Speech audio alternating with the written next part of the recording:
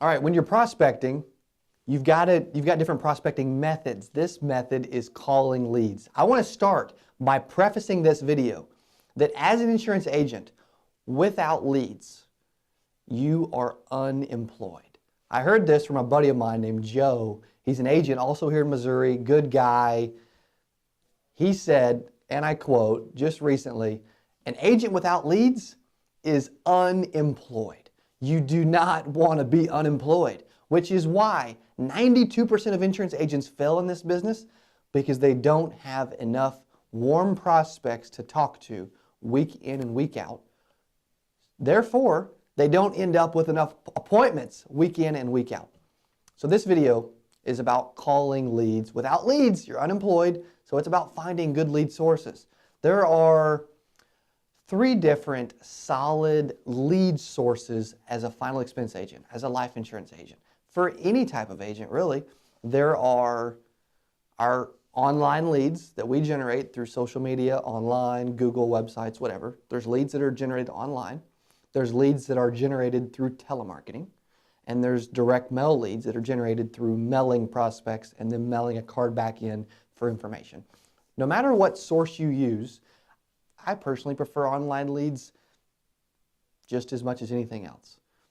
I like them a little better than telemarketing. And then direct mail, depending on the area, we'll do differently percentages-wise. Sometimes it's great, sometimes it's just okay.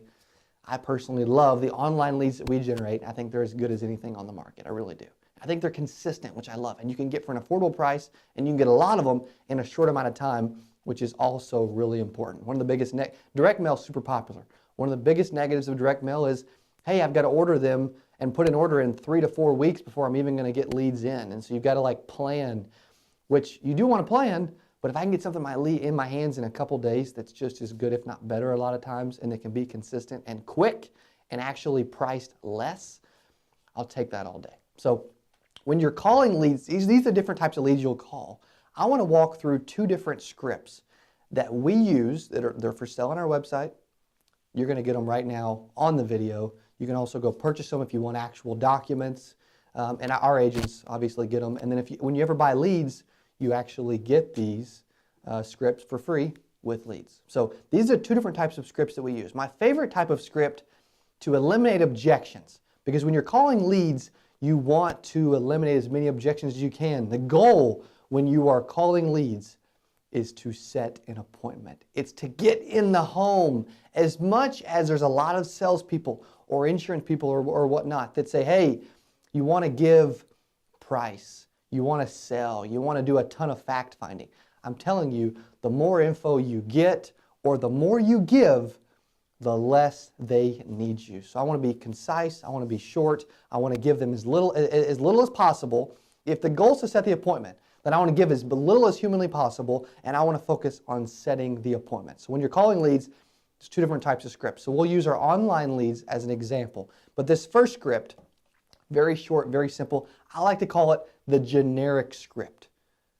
It's a little lower quality as far as setting the appointments, but you're going to get more appointments because it's more generic. It's less specific. It doesn't use the word life insurance. You want the leads to use the word life insurance, final expense insurance, burial insurance, whatever, but you want to eliminate some of that in your appointment setting when you can, because you're going to get more appointments. At the end of the day, more appointments, more ran appointments, more sales, more money. So this first appointment I'm calling leads is the generic script. Hello, and I like to do this. Hello, is John Smith available? Hello, is John available? I prefer to use their first name if I can. Hello, is John available? Yeah, this is John. Hey, John, my name is Cody. You'll notice no last name, no company name, nothing.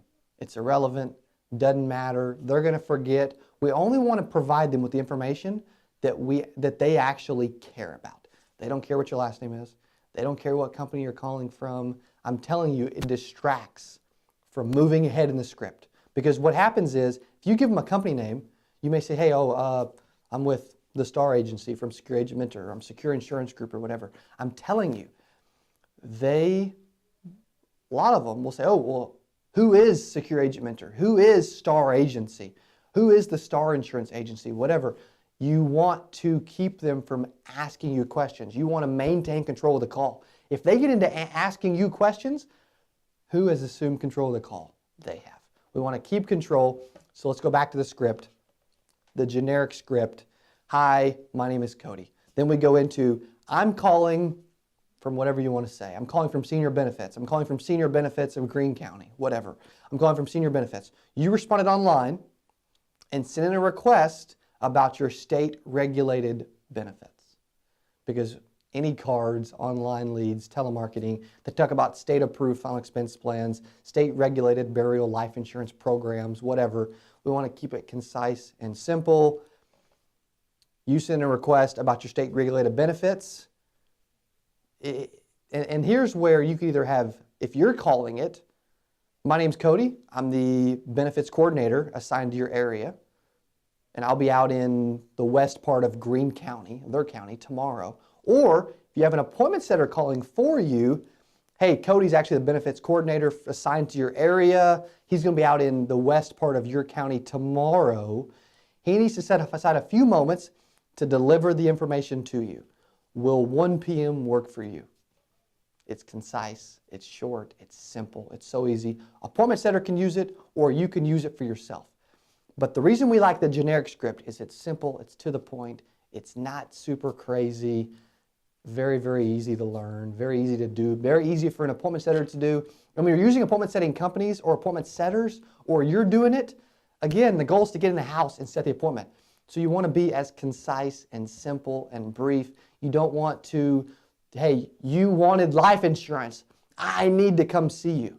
You won't get an appointment 9 times out of 10. So yes, believe it or not, it's not always the lead's fault. But sometimes, a lot of the times, it's what we say or what we do to actually get the appointment that actually determines whether we get the appointment. You can give me any lead, and I know what to do, and I'm good enough on the phone that I will actually set the appointment 9 times out of 10 when I talk to someone. If I don't talk to them, that's nobody's fault. That's part of the game. They're not all going to answer the phone. But also when you're calling leads, before we move into the next script, also when you're calling leads, you need to be calling at least twice a day for a week. And we're going to get into follow-up stats later. If 80% of sales are made or contacts are made between the 5th and 12th touch or contact, a lot of times leads, it takes 5, 6, 7 calls to get a hold of a lot of them. That's leads, that's in general. It's not the lead vendor's fault. So make sure that you're putting in enough touches or enough calls in those first 3, 4, 5 days to make it count. So all right, let's move into the other script that we use that is, it's not generic. It is a little higher quality,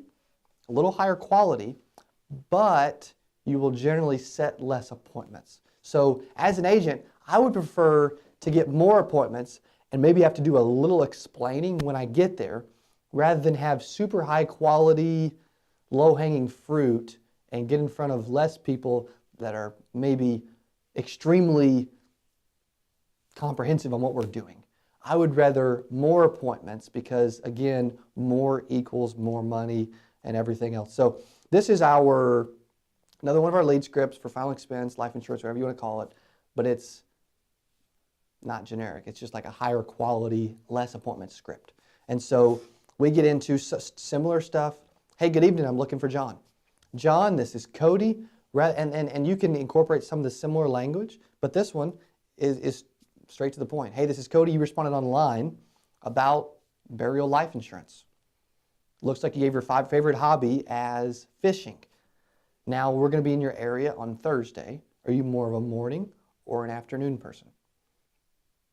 Very simple, very concise, straight to the point. I'm asking them, normally afternoon, okay? Would you prefer I swing by around 2 o'clock or 4 o'clock? So you're giving them choices, you're getting them to respond. The reason you have to do that is because you're giving them more information. Hey, I'm coming to talk to you about life insurance. You're being more direct. You're going to say, and you're going to get more objections that way. So we try to avoid some objections when we can, because I can promise you, you will get objections. It will happen.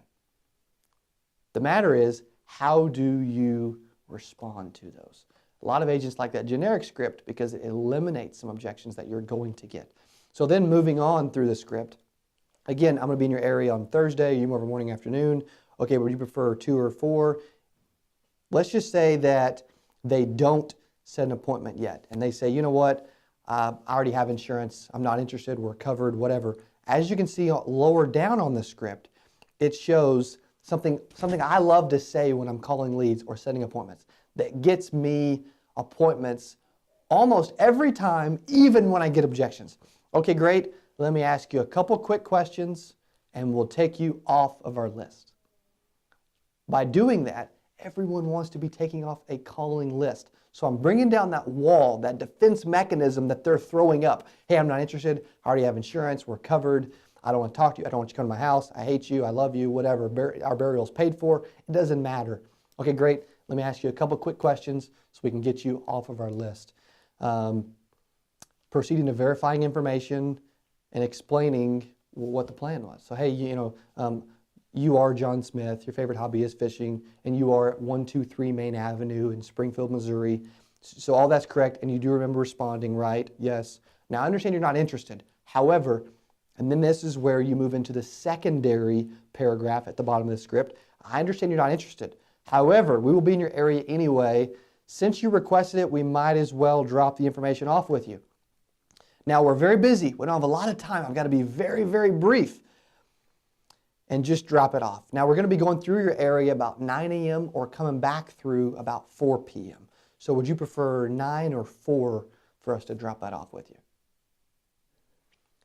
Yes, you want to overcome, and we're going to get into objections later, agreeing, answering, and asking. If you don't ask, if you don't go for the close, if you don't give them a choice, they will reassume control of the call and they will say, I told you I'm not interested. And they may do that anyway, but I would say about 80 to 90% of the time, when they give me an objection, they don't even mean the objection. It's not real. It's just fluff. It's just call reluctance. It's just a knee-jerk reaction, something that they're used to doing or saying when anyone asks them to buy or see them.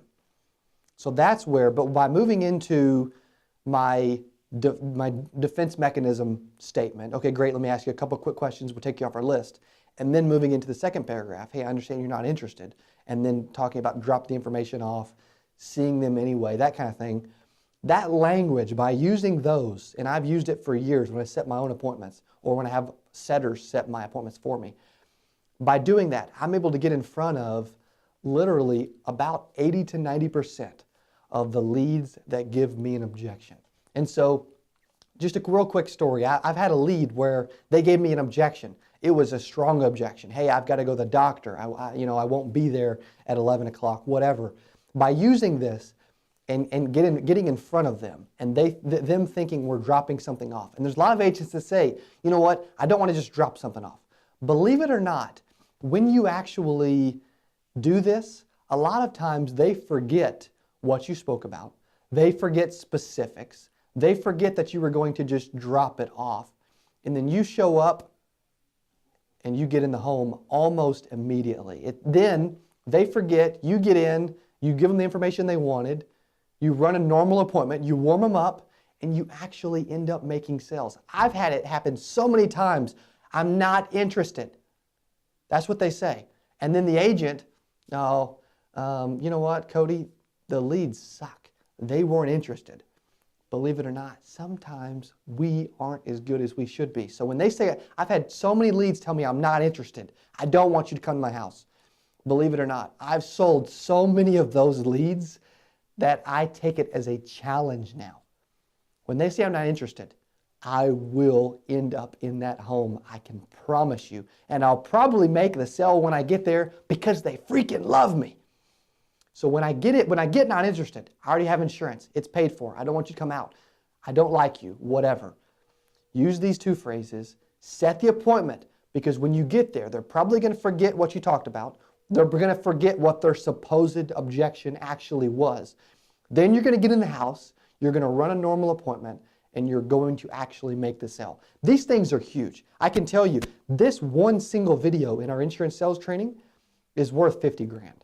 And the reason I say that is, it'll make you 50 grand over the next year if you just apply, probably more, if you just apply the stuff that we've talked about. The key is, just because they say something doesn't mean they mean it, doesn't mean it's the gospel, and doesn't mean that they actually believe what they're saying. Sales is a game. Who is going to win? Are they going to win, or are you going to win? And you can do it in a respectful manner. At the end of the day, when you're calling leads, number one, if you don't have leads, you'll be unemployed.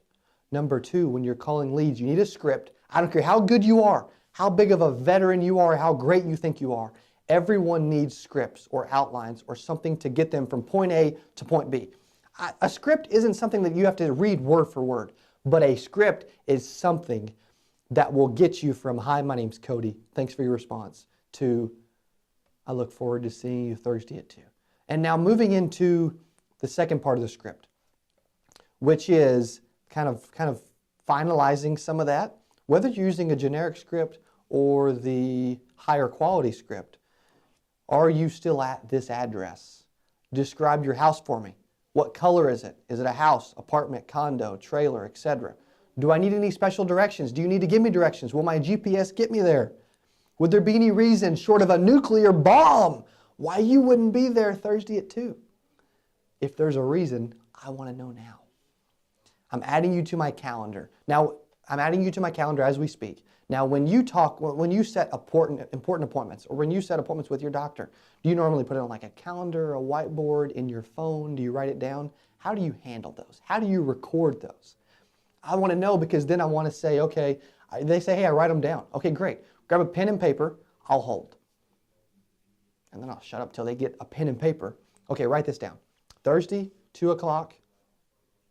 My name's Cody. I'll be at your place, all right? Have a great night. Thanks so much for your time. You've been awesome. You've been such a sweetie, and I'm so looking forward to meeting you. I will see you Thursday, and I'll repeat the time as many times as I can, because these are things that help us get more kept appointments, because we talk about this. Yeah, we want to set appointments, but we also want to keep appointments. Keeping appointments is absolutely imperative. It's huge. So when you get to actually setting appointments, we want to make sure that we're doing some of these small things that we talk about to actually get appointments and to get in front of them, to make sure that we get as many kept appointments as possible. It's called confirming, ad-libbing, building a little bit of a relationship, getting into some of the meat of it, and making sure that they're there. Repeating the appointment time as many times as you possibly can. So this is calling leads. Calling leads is so important. Without leads, you are unemployed. You are out of the business. Successful agents, the most successful agents in the nation, they call leads. Calling leads is imperative, and this is how you do it. And this is how I break down a call and how I overcome objections. We've got examples in our members area that you can actually hear me setting appointments, and actually on the phone with real life prospects, actually overcoming real life objections. And you'll notice I overcome almost every objection that I ever get thrown at me. Do I get in front of every house that ever tells me no? No. But by being good and knowing what to do and having some insurance sales training, I can then start to get in front of people that most agents wouldn't get in front of. And I'll tell you this, I want to leave you with this on this video. I want to leave you with this. I really believe this. The harder the lead is to get in front of, the better of a lead it actually is. And yes, people are going to think I'm nuts for saying that. But I believe it, because I want to get in front of Betty that says yes to everyone and lets every agent get in front of her. But I also want some tough clients that take real sales ability, that are going to be with me for life, that are reliable people, that don't say yes to everyone. Those are the clients that you also really want in your book of business, because they will be with you forever. You build a good relationship with them. They're tough to get in front of, but when you build a good relationship with them, you're able to sell them, you're able to close them. They will be with you for the rest of your life, because they are that type of people. Without leads, you're unemployed. Without knowing what to do with leads, the leads may supposedly suck. So make sure that you apply this when you're calling leads for lead success.